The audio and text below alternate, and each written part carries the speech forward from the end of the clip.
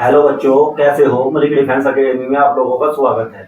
बच्चों, मैं आज आप लोगों के लिए वेरी वेरी इंपॉर्टेंट टॉपिक लेकर आया हूं, जिसे हम भारतीय संविधान के भाग के नाम से जानते हैं। तो दोस्तों, मैं आज आप लोगों को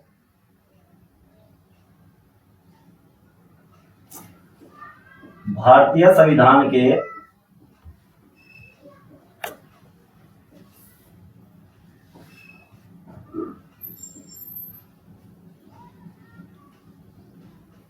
भाग पढ़ाने वाला हूं। इससे पहले मैं आप लोगों को कुछ बेसिक बताना चाहता हूं। जिस समय 26 नवंबर 1949 ईस्वी को भारत का संविधान बनकर तैयार हुआ, उस समय भारतीय संविधान में कुल 395 अनुच्छेद,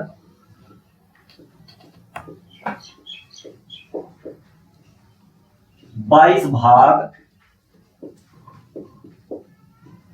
और 8 अनुसूचियां थी।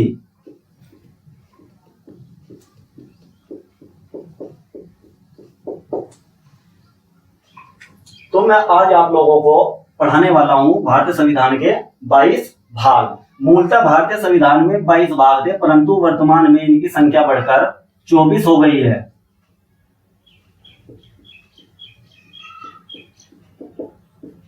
अगर क्वेश्चन ये पूछता है कि भारतीय संविधान में मूलतः कितने भाग है, 22, बट अगर वो क्वेश्चन ये पूछता है कि भारतीय संविधान में खंड सहित कितने भाग हो गए हैं, तो कितने हो गए आपके 24। तो ये जो 395 अनुच्छेद है टोटल के टोटल, पूरा भारतीय संविधान 395 अनुच्छेदों में वर्णित किया गया है। 395 अनुच्छेद को समझने के लिए हमने इसे 22 भागों में डिवाइड कर दिया है। तो दोस्तों, आज हम पढ़ने वाले हैं भारतीय संविधान के 22 भाग। चलिए मैं आपको पढ़ाता हूं फर्स्ट भाग। पहले भाग में संघ एवं उसके राज्य क्षेत्र, आर्टिकल 1 से लेकर 4 तक बताया गया। देखिए, सपोज कीजिए ये हमारे यहाँ पे, ये तो हो गया हमारा राज्य और ये हो गया हमारा केंद्र। तो केंद्र एवं राज्य की किसी भी राज्य का जो विस्तार है कहां तक होना चाहिए, किसी भी राज्य की जो भूमि है वो क्या होना चाहिए, किसी भी राज्य का नाम क्या होना चाहिए, राज्य की भूमि पर केंद्र का कितना अधिकार है। तो केंद्र एवं राज्यों का जो पूरा आपका वर्णन किया गया है, कौन से भाग में किया गया है आपका फर्स्ट भाग में। कौन सा आर्टिकल से? आर्टिकल 1 से लेकर 4 तक। भाग 2 में नागरिकता।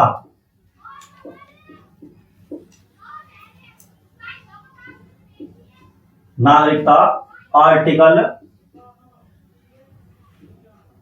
5 से लेकर 11 तक नागरिकता का प्रावधान किया गया है कि कौन से निवासी भारतीय नागरिक होंगे, कौन कौन व्यक्ति भारतीय नागरिकता ग्रहण कर सकता है। अगर कोई व्यक्ति भारत को छोड़कर अन्य किसी देश में जाकर रहने लगता है तो उसकी नागरिकता कैसे त्यागी जा सकती है या उसकी नागरिकता कैसे खत्म की जा सकती है। सब कुछ जितना भी सिटीजनशिप से रिलेटेड जितना भी आपका वर्णन किया गया है भारतीय संविधान में, कौन से भाग में किया गया है आपका भाग 2। और इसमें बताया गया है कि भारत में कौन कौन व्यक्ति भारत के नागरिक होंगे, कौन व्यक्ति भारत का नागरिक नहीं होगा। आपने हाल ही में देखा होगा कि एनआरसी, सीएए आपके 3 चलिए भाग 3 मौलिक अधिकार।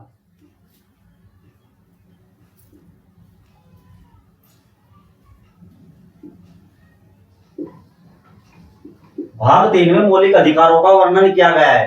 तो दोस्तों, सबसे इंपॉर्टेंट जो भारतीय संविधान का सबसे इंपॉर्टेंट भाग है वो क्या है आपका मौलिक अधिकार। क्योंकि भाग 3 को भीमराव अंबेडकर ने भारतीय संविधान की आत्मा कहकर पुकारा था। तो जो मौलिक अधिकार है, मौलिक अधिकार आर्टिकल 12 से लेकर 35 तक मौलिक अधिकारों का जिक्र किया गया है कि प्रत्येक भारतीय नागरिक के फंडामेंटल राइट्स क्या है। कि अगर कोई व्यक्ति, सपोज कीजिए यहाँ से कि कोई यूपी का रहने वाला है, वो बिहार में जाकर बच जाता है तो उसके कितने मौलिक अधिकार कम होंगे या उसके मौलिक अधिकार सेम सेम रहेंगे। तो जितने भी मौलिक अधिकार है कि प्रत्येक व्यक्ति कहीं भी घूम सकता है, 24 घंटे के अंदर आपका कोई भी इंफॉर्मेशन भारतीय सरकार से प्रोवाइड करा सकता है, तो सब कुछ कौन से जो बताया गया आपका भाग में, भाग 3। तो ये क्वेश्चन यहाँ से आपका यूपी पीसीएस वगैरह वगैरह में बहुत ज्यादा आपका पुट किया जाता है कि मौलिक अधिकारों का वर्णन भारतीय संविधान के कौन से भाग में किया गया है और कौन से अनुच्छेद से लेकर कौन से अनुच्छेद तक है। तो भाग 4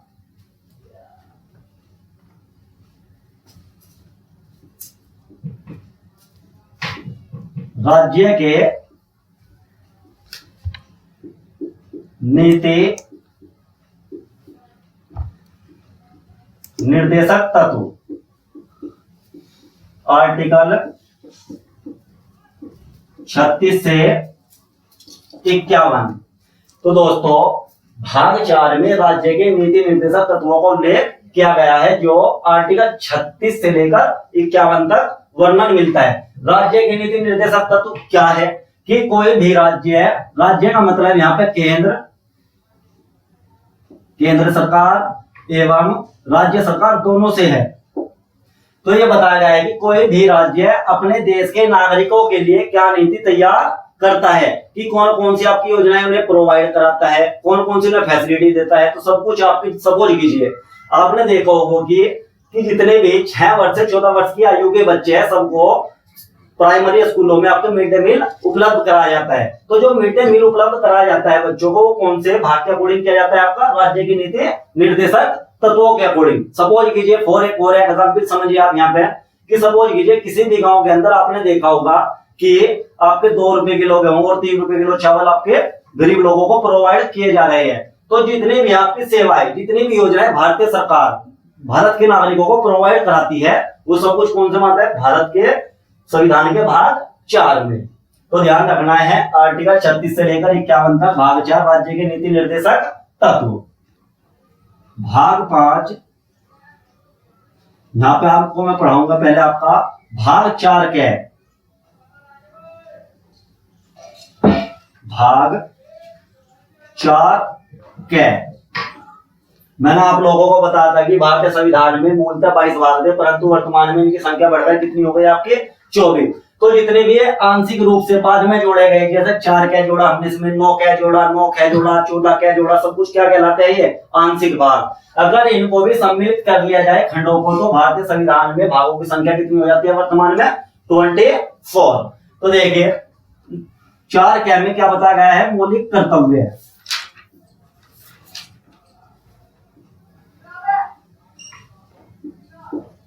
मौलिक कर्तव्य आर्टिकल 51 क्या। तो आर्टिकल 51 क्या में मौलिक कर्तव्यों का उल्लेख किया गया है। तो देखिए यहाँ पे मौलिक कर्तव्य क्या है, फंडामेंटल राइट्स हमारे कि हम सपोज कीजिए हमारा राष्ट्रीय ध्वज तिरंगा है कि उसका हमें सम्मान करना चाहिए या नहीं। कोई भी सपोज कीजिए कोई भी भारतीय समाज में कोई स्त्री है उसका आदर करना चाहिए या नहीं। कोई भी सपोज कीजिए आपकी सरकारी जितनी भी संपत्ति पड़ी है उसका ज्यादा से ज्यादा हमें निगरानी रखनी चाहिए। हमारे क्या कहलाते हैं, आपके मौलिक कर्तव्य। प्रत्येक नागरिक को प्रारंभ में जिस टाइम संविधान लागू हुआ उस टाइम 10 मौलिक कर्तव्य दिए गए थे परंतु वर्तमान में 2002 में इनकी संख्या बढ़कर 11 हो गई है।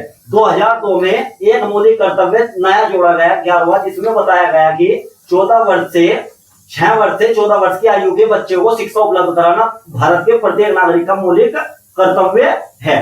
तो मौलिक कर्तव्य सीधा आ जाता है क्वेश्चन की मौलिक कर्तव्य का उल्लेख भारतीय संविधान के कौन से भाग में किया गया है, 4 क्या और आर्टिकल में 51 क्या। भाग 6 भाग 5 संघ सरकार। भाग 5 में केंद्र सरकार कह सकते हो आप, संघ सरकार कह सकते हो या सेंट्रल गवर्नमेंट। तो संघ सरकार का उल्लेख, संघ सरकार फॉर एग्जाम्पल जैसे राष्ट्रपति, उपराष्ट्रपति, प्रधानमंत्री, मंत्रिपरिषद,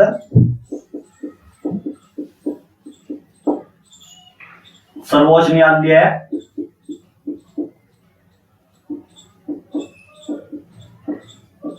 कैग, कंट्रोलर एडिटर जनरल जिसे हम शॉर्ट फॉर्म में बोलते हैं क्या है? कंट्रोलर, एडिटर जनरल, नियंत्रक, महालेखा परीक्षक, एजी, अटॉर्नी ऑफ जनरल, और जितने भी केंद्र सरकार के जितने भी पदाधिकारी बचे। तो पूरी जो सेंट्रल गवर्नमेंट है उसको उल्लेख भारतीय संविधान के भाग 5 में किया गया है, जो आर्टिकल 52 से लेकर 151। तो ध्यान रखना है, ये बहुत वेरी इंपॉर्टेंट भाग है। बहुत एग्जामों में यूपीएससी में बार बार क्वेश्चन रिपीट किया जाता है यहाँ से कि संघ सरकार का उल्लेख भारतीय संविधान के किस भाग में किया गया है, या भारत में एक प्रधानमंत्री होगा वो कौन से भाग में वर्णित किया गया। भाग 5 में जितने भी केंद्र स्तर के जितने भी कैबिनेट है हमारी, जितने भी आपके पदाधिकारी है, सब कुछ कौन से भाग के अकॉर्डिंग चुने जाते हैं? आपके भाग 5। कौन सा आर्टिकल से कौन सा आर्टिकल तक है? ये आपके 52 से लेकर 151। क्योंकि मैं आपको बता चुका हूं कि भारतीय संविधान में जिस टाइम बनकर तैयार हुआ भारतीय संविधान, उस टाइम 395 अनुच्छेद थे। इन 395 के 95 अनुच्छेदों को हमने कितने भागों में डिवाइड कर रखा था? 22 में। लेकिन वर्तमान में कितने हैं? 24। तो ध्यान रखना है आपको दोस्तों, आपको पढ़ना ऐसा है कि आप किसी को भी कभी भी पढ़ा सको। तो आइए भाग 6, राज्य सरकार। जितने भी स्टेट गवर्नमेंट के जितने भी पदाधिकारी है, सबका वर्णन कौन से भाग में किया गया है? आपका भाग 6। जैसे राज्यपाल, जो हमारे किसी पर भारतीय संविधान में आर्टिकल 63 में 163 में कहा गया है कि प्रत्येक राज्य का एक राज्यपाल होगा। अगर स्थिति कंडीशन अलग हो जाती है तो 2 या 2 से अधिक राज्यों का एक राज्यपाल हो सकता है। फॉर एग्जाम्पल जैसे चंडीगढ़, हरियाणा और पंजाब, तीनों का केवल कितना गवर्नर बनता है? आपका 1। तो राज्यपाल, मुख्यमंत्री,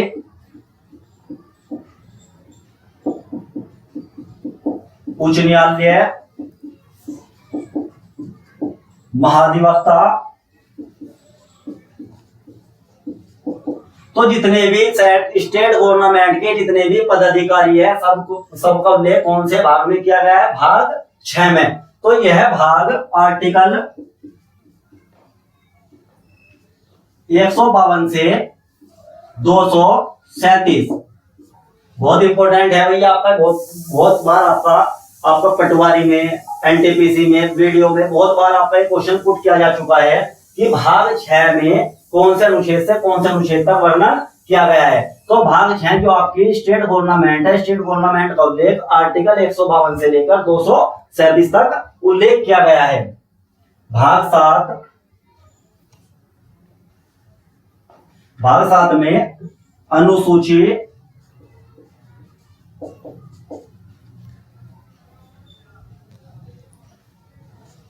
अनुसूची 1 के भाग 6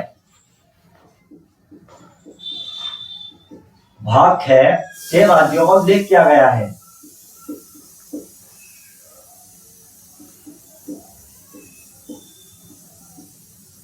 उल्लेख किया गया है इसमें आर्टिकल 238।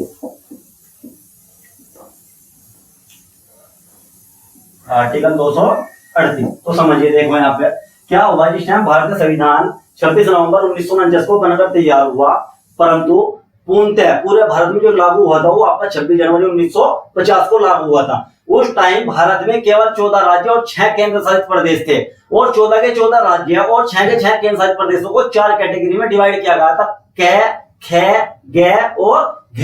तो जितने भी 6 कैटेगरी के आपके जितने भी आपके राज्य थे वो कौन से वर्णित थे? आपके कौन से भाग में वर्णित थे? आपके 7 में। जो भाग 6 में जितने भी राज्य थे वे सारे रेड जोन वाले थे, मतलब खतरे वाले, जैसे हैदराबाद,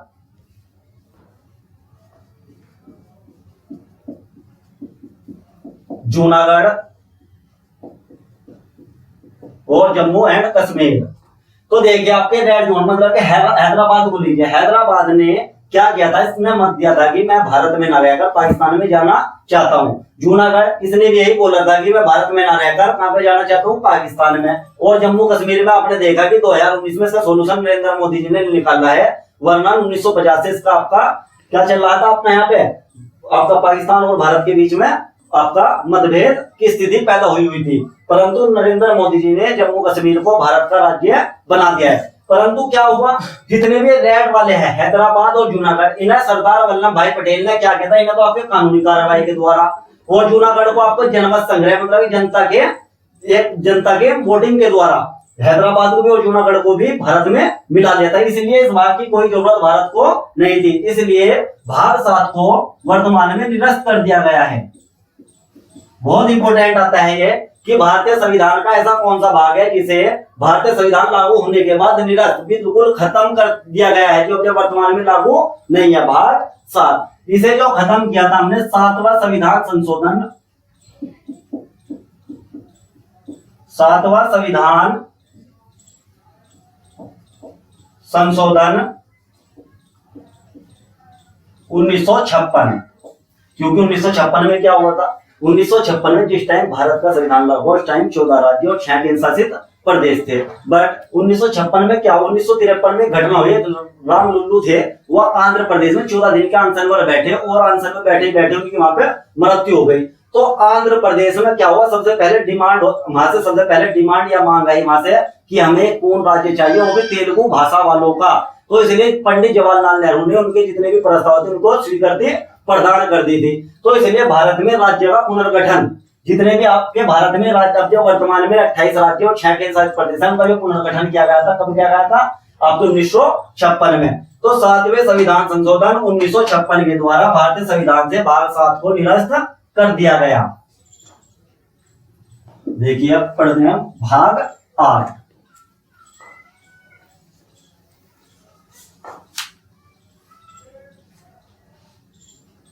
भाग 8 केंद्र शासित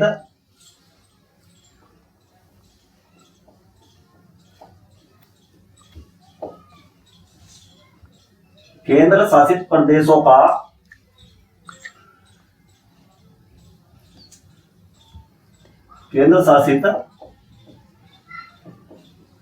का उल्लेख। आर्टिकल 239 से 242। आर्टिकल 239 से लेकर 242 तक केंद्र शासित प्रदेशों का उल्लेख किया गया है कि केंद्र शासित प्रदेश कौन कौन से राज्य केंद्र शासित प्रदेश होगा। केंद्र शासित प्रदेश ऐसे कौन कौन से जिनमें मुख्यमंत्री चुना जाएगा, ऐसे कौन कौन से केंद्र शासित प्रदेश है जिनमें आपका प्रशासक चुना जाएगा। क्योंकि दिल्ली और पांडुचेरी को छोड़ के इनमें दोनों में आपके मुख्यमंत्री बनते हैं और राज्यपाल भी बनते हैं, क्योंकि वहां पे क्या है, विधानसभा। जिस भी स्टेट में आपकी विधानसभा होती है वहां पे मुख्यमंत्री और राज्यपाल चुना जाता है। बट अगर किसी राज्य में विधानसभा नहीं है तो वहां पे प्रशासक चुने जाते हैं, जो राष्ट्रपति डायरेक्ट चुनता है, न कि चुनाव के द्वारा।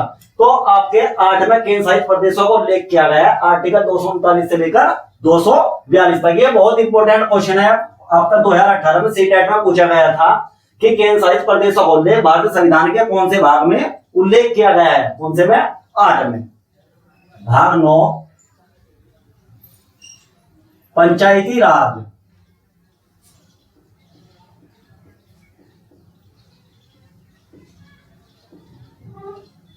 पंचायती राज आर्टिकल 243 कैसे लेकर अन्य। तो ध्यान रखना है आपको, आर्टिकल बहुत ही वेरी इंपॉर्टेंट, भाग 9 बहुत इंपॉर्टेंट है, बार बार रिपीट करते हैं एग्जामों में कि पंचायती राज को ले भारतीय संविधान के किस भाग में किया गया है, 9 में। क्योंकि पंचायती राज का मतलब ग्रामीण स्वसत्ता, मतलब जितने भी आपके ग्रामीण है, जितने भी गांव है, उनको क्या किया था, मैंने आपको पढ़ाया था, अनुसूची भी पढ़ाई थी कि आपकी 11वीं अनुसूची में पंचायती राज को उल्लेख किया गया है। और 9वें अनुच्छेद में 9वें भाग में भी किस चीज को उल्लेख किया गया है, आपका पंचायती राज। इसका आर्टिकल 243 कैसे लेके अणे। भाग 9 के नगर पालिकाएं।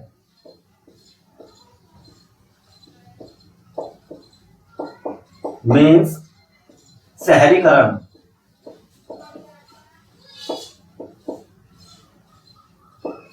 नगर पालिकाओं का उल्लेख 9 क्या में किया गया है। इसे भारतीय संविधान में 74वें संविधान संशोधन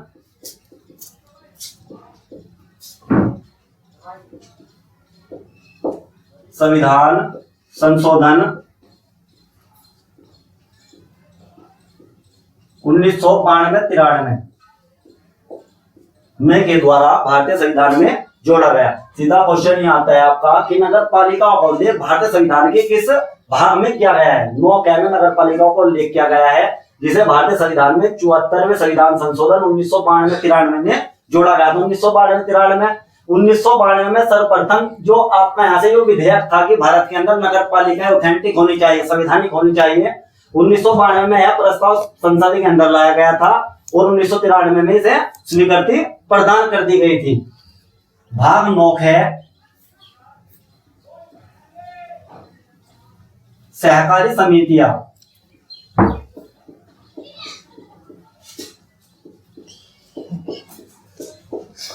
जितनी भी आपकी कोऑपरेटिव कम्युनिटीज है आपकी, वो कौन से में रखी गई आपकी? 9 है। सहकारी समितियां का मतलब है आपका, फॉर एग्जाम्पल आप समझिए, जैसे आपने देखा होगा कि जितने भी किसान होते हैं आपके जाते हैं और सोसाइटी से आपका खाद वगैरह बीज वगैरह वगैरह उपलब्ध कराती है आपकी सोसाइटी इन लोगों को, तो वे है कि अंतर्गत आती है आपकी सहकारी समितियां। तो 9 ख में सहकारी समितियों को जोड़ा गया। बट इस भारतीय संविधान में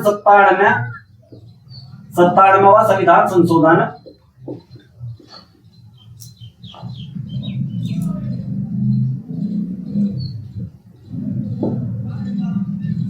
संशोधन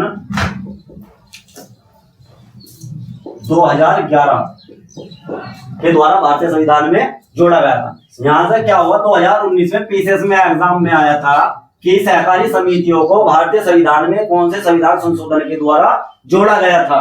तो भारतीय संविधान में सहकारी समितियों को 97वां संविधान संशोधन 2011 के द्वारा जोड़ा गया था।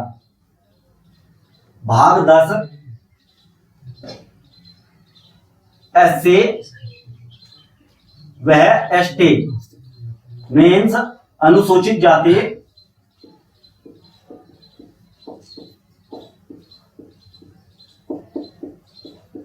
एवं अनुसूचित जनजाति। एससी का मतलब है यहाँ पे दलित। और आपने देखा होगा कुछ आपके ऐसे इलाके हैं भारत के अंदर जिन्हें भारत के प्रेसिडेंट के द्वारा विशेष प्रावधान दिया गया है। विशेष का मतलब जो उनके बारे में कोई भी नियम कानून बनाएगा वो राष्ट्रपति बना सकता है, केवल किसी को उसमें इंटरफेयर करने की आवश्यकता नहीं है। तो एसटी के अंदर आपने सुना होगा, जैसे आपका शुरू में बोल देता भंगी, तो सारे टोटल जितने भी दलित समाज है, जितने भी चमार है, सब कुछ क्या माता है आपके एससी, और जितने भी भंगी होते हैं आपके किस माता है आपके एसटी। तो 10वें भाग में एससी व एसटी के बारे में उल्लेख किया गया है। जो आर्टिकल सहकारी समितियां, जो आर्टिकल 244 एवं 244 के बहुत बार क्वेश्चन पूछा गया है कि जो एससी है, जितने भी दलित समाज है, इनके बारे में कौन सा आर्टिकल में प्रावधान किया गया है कि इनका कितना आरक्षण होगा, इनका किस किस जो में आपका आरक्षण मिल सकता है, किस किस क्षेत्र में आरक्षण प्राप्त हो सकता है, कैसे कोई भी आपकी सपोज कीजिए आप एक यूनिवर्सिटी के आप एक छात्र हो, आपने कहीं पे भी आपकी सपोज कीजिए आपने 40,000 फीस पे की, बट इन्होंने कितनी की आपकी 4,000, तो जो 40,000 की जगह 4,000 पे कर रहे यूनिवर्सिटी के अंदर, तो कौन सा अनुच्छेद के अंतर्गत कर रहे 244। तो 244 में एससी का जिक्र है और एसटी का कितना है, केवल आपका 244 का। तो ये बहुत बार क्वेश्चन आया है आपका कि एससी व एसटी का उल्लेख भारतीय संविधान के मात्र एक कौन सा अनुच्छेद में उल्लेख किया गया है, 244। भाग 11 केंद्र एवं राज्यों के बीच संबंध। आर्टिकल 245 से 263।